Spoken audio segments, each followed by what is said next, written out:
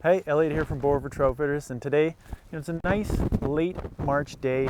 It's a little late in the season, still a lot of slush in the water, but that should burn off in about the next hour or so. So we're gonna have a look around, find a nice piece of water to swing some flies in.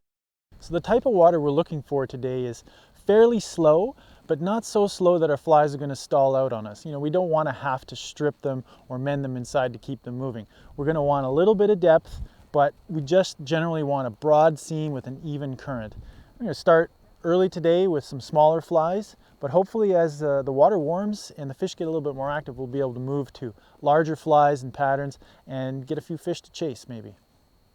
So we're fishing spey today, and often when people hear that word, they think, big rods, big water, big fish, salmon and steelhead, 7, 8, 9 weight rods. But we're actually fishing trout spey today. So trout spey really encompasses, say, 2 to 5 weight rods, and on these western rivers it really lends itself well.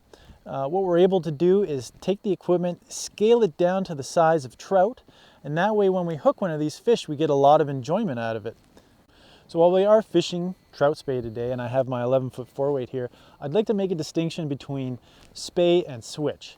Now, switch rods are really marketed as a way to get people into two-handed casting, but allow them the ability to revert back to single hand casting. And what happens with that setup is, when you want to single hand cast it, it's very kind of heavy and awkward.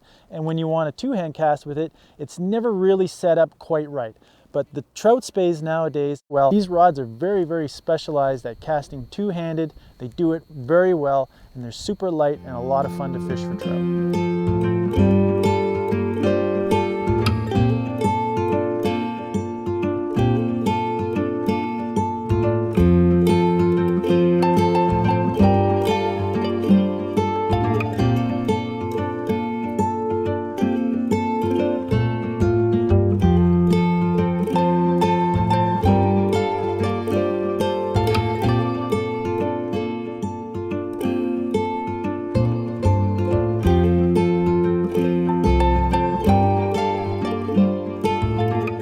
So today I'm fishing my 11-foot 4-weight Winston Microspey, and the lines that I have for this rod range anywhere from 250 to 325 grains.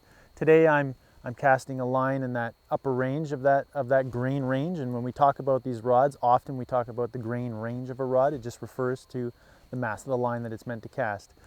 I'm using that slightly heavier line today so that I can turn over, sink tips and larger flies. If you want to make a comparison between these trout speys and single hand ratings, you could consider it the equivalent single hand rod to my 11-foot 4-weight here would be, like a 6 or 7 weight single hander. So that gives you an idea of the power of the rod and the size of flies that you're going to be able to cast with it. So as we alluded to earlier, you fish all the same casts with the trout spey that you would with the larger rods on the bigger water. And switch it up every once in a while. Learn a few casts, add them to your repertoire so that as you're fishing down a run, you're not just doing the same cast over and over again. Because we're here on river left and we have a downstream breeze and I'm right-handed, I've been casting across my body because I need to keep the line downstream of me, downwind of me, so that when I form my cast, the wind is not blowing it into me and I'm not at risk of hitting myself with the fly. So the two casts I use today, for the most part, were the reverse double spey and the downstream prairie poke. Both of those casts are effective at not only keeping your anchor downstream of you, but in this case, downwind of me, which is essential. And you can see as I set up my anchor, I come around my body and I cross my hands. Then I go forward with my cast, maintain that 180-degree rule, which is really essential in casting single hand or two hand. When the wind let up today, I was able to use a snap tee, so I was able to cast over my right shoulder with my dominant hand up over my right shoulder. All of these casts have in common is they're getting the fly out there for you to help you fish. And one thing about spey and trout spey is that it provides you with something fun to do between fish. So even if the fishing is really slow, you're out there, you're adding casts to your repertoire, you're mixing it up, and variety is the spice of life. So when you're out there fishing, you have that time to yourself to practice your casts, add more to your repertoire, and just enjoy yourself out there. It teaches you a lot about your approach, about the cast, and how rods and lines work together. But you always have something to work on. You're always building on your skills when you're out there.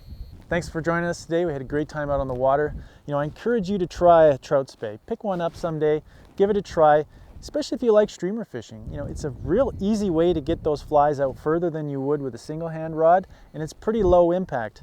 Not only that, it allows you to go out and practice those casts. So, if you're ever thinking about going on a fishing trip for steelhead or salmon, it allows you to practice your casts so that you're prepared when you show up. You're going to be casting larger rods and larger lines, but all of it carries over. So I'm Elliott Barnes. Thanks again for joining us. Check us out at bowrivertroutfitters.com. Give us a call, come into the shop. We're happy to talk about everything two-handed.